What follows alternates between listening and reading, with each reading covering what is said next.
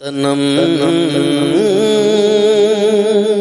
فرسودہ جا پارا سے ہجراں یا رسول اللہ۔ السلام علیکم ورحمۃ اللہ وبرکاتہ، نحمدہ ونصلی ونسلم علی رسولہ الکریم، اما بعد۔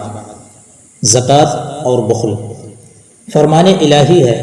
جو لوگ اللہ تعالیٰ کی عطا کردہ مال میں بخل کرتے ہیں وہ اسے اپنے لیے بہتر نہ سمجھیں بلکہ یہ ان کے لیے مصیبت ہے۔ عنقریب بخل کردہ مال سے قیامت کے دن ان کو طوق پہنائے جائیں گے۔ فرمان الہی ہے۔ ان مشرکین کے لیے ہلاکت ہے جو زکوٰۃ نہیں ادا کرتے۔ اس آیت کریمہ میں اللہ تعالیٰ نے زکوٰۃ نہ دینے والوں کو مشرک کہا ہے۔ فرمان نبوی صلی اللہ علیہ وسلم ہے، جو شخص اپنے مال کی زکوٰۃ ادا نہیں کرتا قیامت کے دن اس کا مال گنجے سانپ کی شکل میں اس کی گردن میں جھول رہا ہوگا۔ فرمان نبوی صلی اللہ علیہ وسلم ہے، اے گروہ مہاجرین، 5 بلائیں ایسی ہیں جن کے متعلق میں اللہ سے تمہارے لیے پناہ مانگتا ہوں۔ جب کسی قوم میں کھلم کھلا بدکاریاں ہوتی ہیں تو اللہ تعالیٰ ان پر ایسے مکروہات نازل کرتا ہے جو پہلے کسی پر نازل نہیں ہوتے۔ جب کوئی قوم ناپ تول میں کمی کرتی ہے تو ان پر تنگ دستی، قحط سالی اور ظالم حاکم مسلط کر دیا جاتا ہے۔ جب کوئی قوم اپنے مالوں کی زکوٰۃ نہیں دیتی انہیں خشک سالی گھیر لیتی ہے۔ اگر زمین پر چوپائے نہ ہوں تو کبھی ان پر بارش نہ ہو۔ جب کوئی قوم اللہ اور اس کے رسول کے عہد کو توڑ دیتی ہے تو اس پر اس کے دشمن مسلط ہو جاتے ہیں جو ان سے ان کا مال دولت چھین لیتے ہیں۔ اور جس قوم کے فرما روا کتاب اللہ سے فیصلہ نہیں کرتے ان کے دلوں میں ایک دوسرے سے خوف پیدا ہو جاتا ہے۔ فرمان نبوی صلی اللہ علیہ وسلم ہے، اللہ تعالیٰ بخیل کی زندگی اور سخی کی موت کو ناپسند فرماتا ہے۔ فرمان نبوی صلی اللہ علیہ وسلم ہے، 2 عادتیں مومن میں جمع نہیں ہو سکتی، بخل اور بدخلقی۔ فرمان نبوی صلی اللہ علیہ وسلم ہے، اللہ تعالیٰ نے قسم کھائی ہے کہ بخیل کو جنت میں نہیں بھیجے گا۔ فرمان نبوی صلی اللہ علیہ وسلم ہے، بخل سے بچو۔ جس قوم میں بخل آ جاتا ہے وہ لوگ زکوٰۃ نہیں دیتے، صلہ رحمی نہیں کرتے اور ناحق خون ریزہ کرتے ہیں۔ فرمان نبوی صلی اللہ علیہ وسلم ہے، اللہ تعالیٰ نے رکاکت اور شعلہ پن کو پیدا کیا اور اسے مال اور بخل سے ڈھانپ دیا۔ حضرت حسن رضی اللہ تعالیٰ عنہ سے بخل کے متعلق پوچھا گیا، آپ نے فرمایا، بخل یہ ہے کہ انسان راہ خدا میں خرچ کرنے کو مال کا ضیاع اور مال جمع کرنے کو خوبی سمجھے۔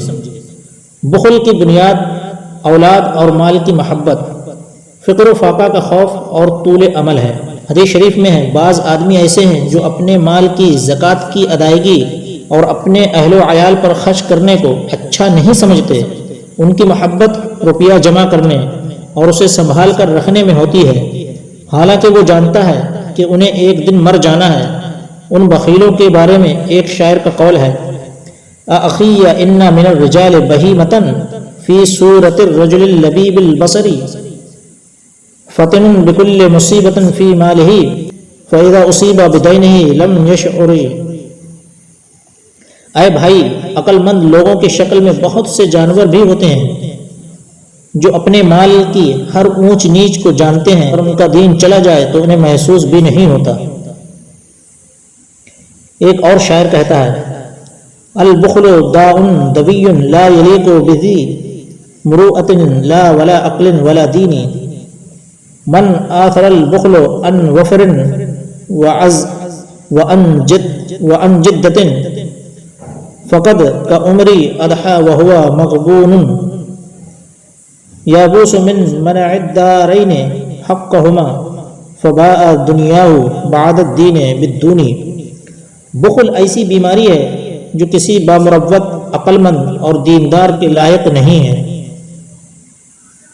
جس نے مال و دولت حاصل کر کے بخل کیا مجھے زندگی کی قسم وہ دھوکے میں رہا۔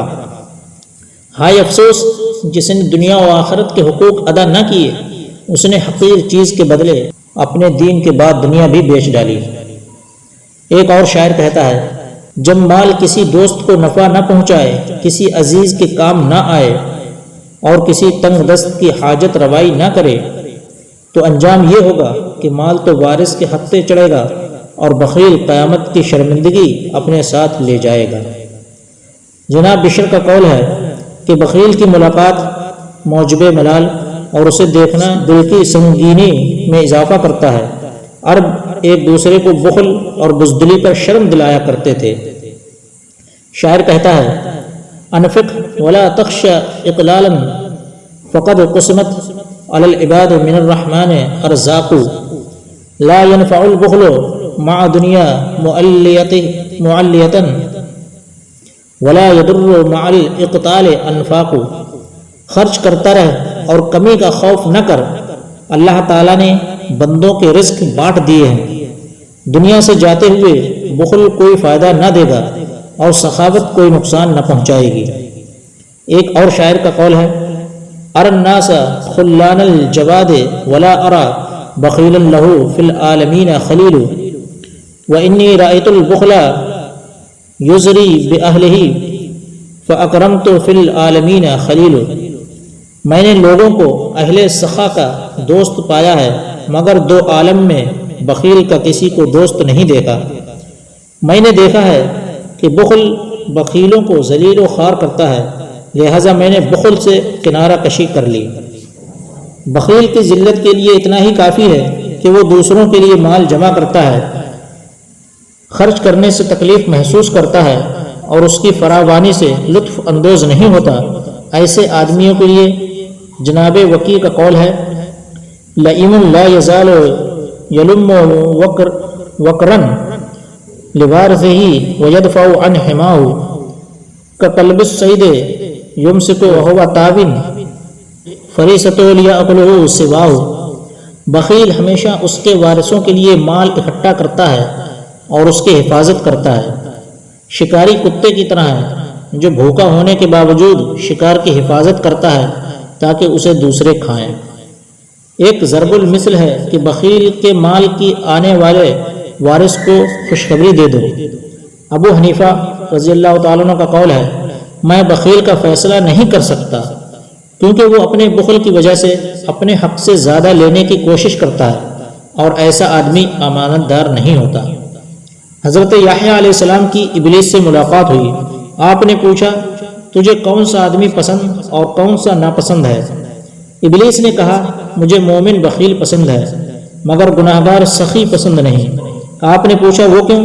ابلیس نے کہا، اس لیے کہ بخیل کو تو اس کا بخل ہی لے ڈوبے گا، مگر فاسق سخی کے متعلق مجھے یہ خطرہ ہے کہ کہیں اللہ تعالیٰ اس کے گناہوں کو اس کی سخاوت کے باعث معاف نہ فرما دے۔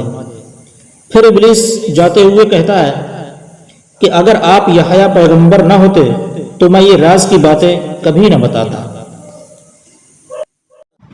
السلام علیکم دوستو، اگر آپ لوگوں کو ہماری یہ صحیح نہ تمام پسند آئے تو ہمارے چینل کو سبسکرائب، لائک اور شیئر ضرور کریں۔